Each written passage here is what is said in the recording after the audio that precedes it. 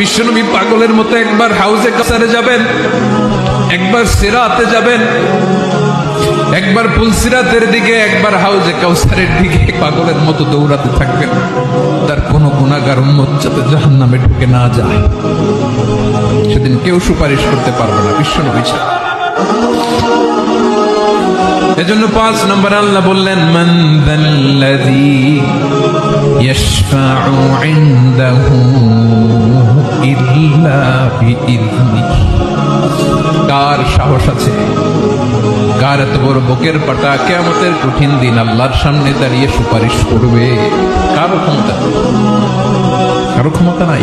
বিশ্বনবী সেদিন সিজদায় পড়ে উম্মতের জন্য কাঁদবেন, সবাই কাঁদবে, নফসি নফসি, আল্লাহ আমারে বাঁচাও, আল্লাহ আমারে বাঁচাও। বিশ্বনবী বলবেন, উম্মতি উম্মতি।